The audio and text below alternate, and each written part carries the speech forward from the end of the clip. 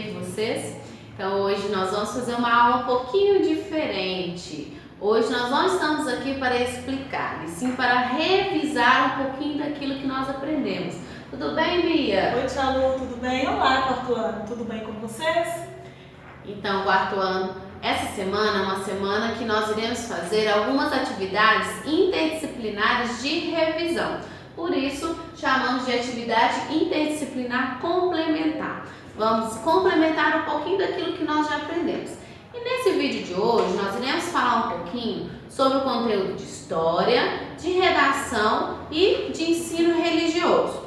Ensino religioso a gente não tem nota, mas é um conteúdo muito importante que precisa ser falado também, né? E nada mais interessante do que a gente juntar aí alguns conteúdos para que a gente possa trabalhar de maneira mais dinâmica tudo aquilo que foi trabalhado. Então, na nossa aula de história, né, nós trabalhamos no nosso livro sobre a ocupação colonial portuguesa no Brasil. Falamos sobre a chegada dos portugueses no nosso território, né? Lembramos aí que o território brasileiro ele foi descoberto por Pedro Álvares Cabral. Mas antes de Pedro Álvares Cabral, Cristóvão Colombo tinha chegado, descobrido o nosso continente. Então foi Cristóvão Colombo que descobriu o continente americano. A princípio ele acreditava estar nas Índias, por isso ele chamou os povos nativos que aqui viviam de índios, porque ele pensava ter chegado nas Índias. Depois, posteriormente, que ele foi perceber que se tratava de um novo continente, não é mesmo? E somente depois de algum tempo, Américo Vespúcio veio considerar essa afirmação verdadeira, onde não era uma terra já conhecida, e sim um novo continente, continente americano. E aí, né, depois dessa descoberta, o rei de Portugal mandou que Pedro Álvares Cabral, juntamente com a sua esquadra, né, que eram seus navios e suas caravelas, fosse até as Índias. Porém, antes que ele percorresse esse caminho, ele deveria averiguar se realmente existia o território brasileiro como havia sido falado naquela época. Então Pedro Álvares Cabral partiu, né, com a sua esquadra em direção a essa nova terra que havia sido descoberta. Foi quando ele chegou então no território brasileiro. A princípio ele não desceu, não desembarcou das suas embarcações no primeiro momento. Eles ficaram ali observando, né, aquela terra onde já tinha pessoas, né, que já moravam ali naquele local, que eram os índios, e somente alguns dias depois que eles resolveram ter esse contato direto aí com os índios. A princípio foi um contato de estranheza, onde eles não sabiam ao certo, né, com quem eles estavam lidando, e foram aí trocando algumas informações até que eles pudessem aí se comunicar.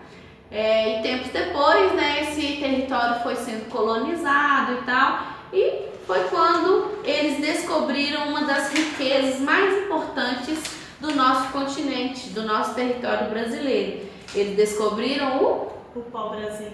Isso, né, Bia?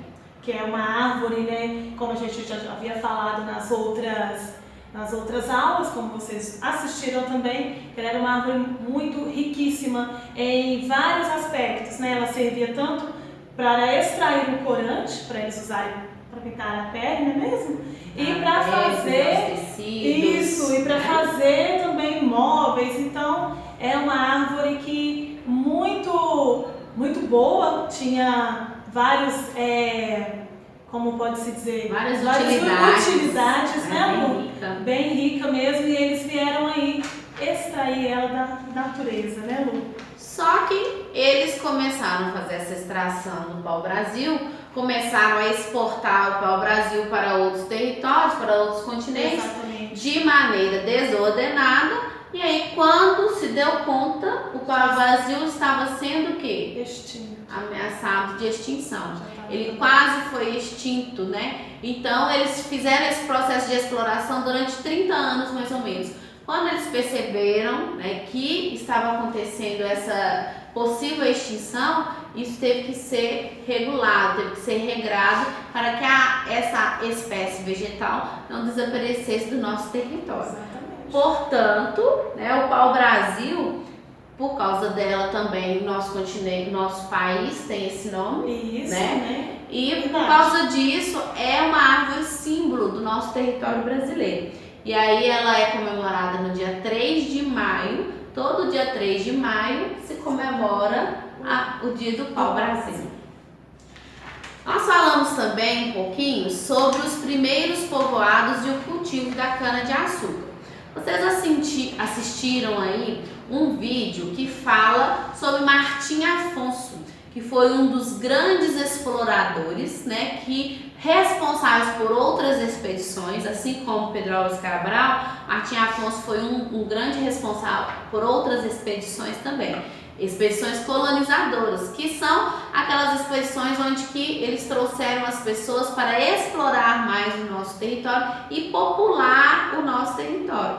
Foi aí que surgiu a primeira vila do território brasileiro, a Vila de São Vicente, né? E lá nessa Vila de São Vicente, Martim Afonso ele distribuiu terras para esses 100 colonos, né? E a partir disso, esses colonos, essas pessoas que vieram morar no nosso território, iam começar a produzir para economicamente expandir o nosso território, né? E aí eles tinham que ficar ali em toda a costa, né, em toda a região praieira ali, sempre de guarda, porque existiam outras pessoas, como os franceses, por exemplo, que queriam também explorar o nosso território. Então eles sempre ficavam de guarda ali para impedir que outras pessoas viessem. Por isso foram construídos esses fortes, como vocês viram aí na página 84, o Forte dos Reis Magos em Natal, no Rio Grande do Norte, né? E o Forte de São José de Macapá, em Macapá também, né? Que eram pontos específicos de vigília, né? De guarda, para que eles pudessem estar sempre ali vigiando as costas brasileiras. E aí, por causa dessa colonização, um dos produtos que eles quiseram com mais intensidade trabalhar nas nossas terras, introduzindo nas nossas terras, era a cana-de-açúcar, né? A cana-de-açúcar. Por quê? As nossas terras, eles perceberam que a nossa terra era muito boa, muito produtiva. Ela era uma terra fértil, tinha uma mistura ali de solos. Lembra lá do nosso conteúdo de ciência que um solo rico, né, para poder ter um bom cultivo de plantação, ele tem que ser equilibrado? Então eles perceberam que o nosso território tinha esse solo equilibrado, que ele tinha um bom clima, era um clima quente e úmido, e que o solo ele tinha fertilizantes naturais na terra que seriam propícios para o cultivo da cana. Então a cana também foi um dos produtos mais importantes que eles trouxeram para o nosso território até hoje, como a gente já discutiu.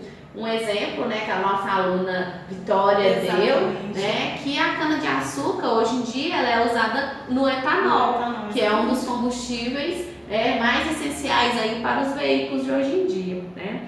E você contar também que por conta da cana-de-açúcar também faz o álcool. Exatamente, que hoje em dia é essencial. Exatamente, temos aqui uma amostra, né, podemos dizer, da utilidade da cana-de-açúcar.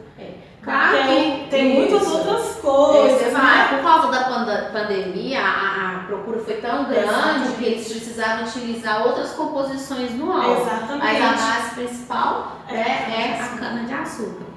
E naquela época, para que esse cultivo da plantação de cana fosse realizado, eles precisaram trazer mão de obra escrava do outro continente. Então eles trouxeram os africanos para poder trabalhar nessas plantações, nesses engenhos de açúcar, de cana-de-açúcar, para que eles pudessem realizar o serviço pesado. Porque os portugueses não faziam isso não, né? Eles mandavam, eles queriam ganhar o lucro, mas pegar no pesado mesmo, eles não fazem isso não.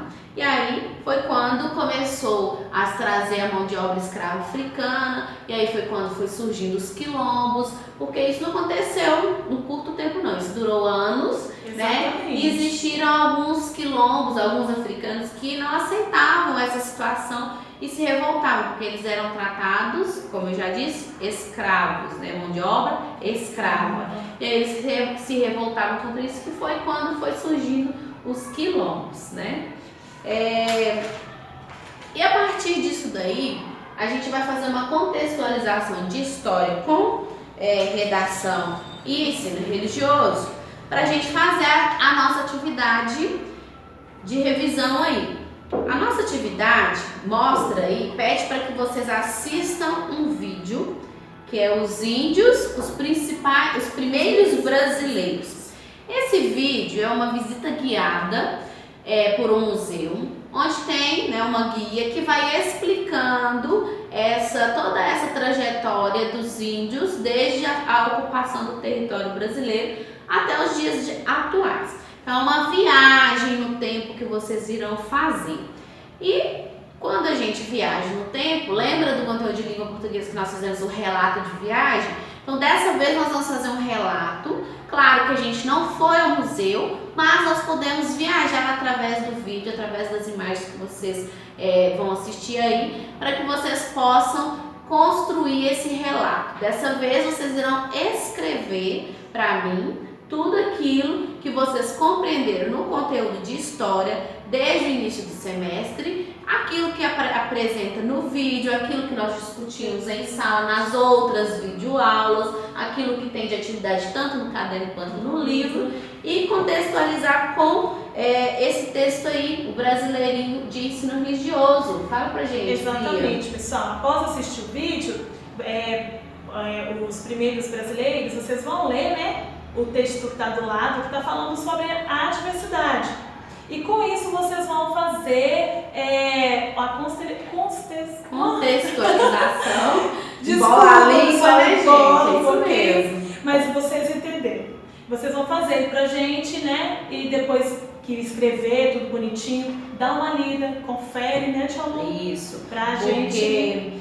no nosso conteúdo de ensino religioso, a gente fala muito sobre essas pessoas que contribuem pra gente, que contribuem para a nossa saúde, que nos ajudam a viver melhor, né? E juntando tudo isso, a gente fala sobre essa diversidade. Como que a gente convive com a diversidade? Exatamente. E o maior exemplo que a gente tem de convivência da diversidade é sobre esse povoamento do Brasil. Quando tudo começou, né? Exatamente, quando vieram povos antigos, povos de outros territórios que tinham outras culturas, se misturaram com os índios, e aí houve, né, uma mistura de raças, né, e formou nós, né, e formamos nós, o povo brasileiro. Então, vocês vão fazer esse relato, vão escrever na folhinha aí pra gente, tá? Capricha na letrinha, cuidado com a ortografia, presta atenção, está tudo legível. Lembrando que tem que ter início, meio e fim, tá? Então a gente tem espaço suficiente aí para desenvolver um bom relato, tá?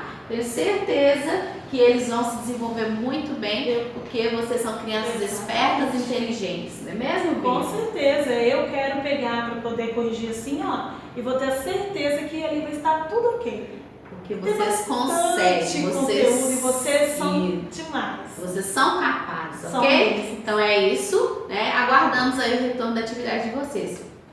Beijos, tchau, tchau.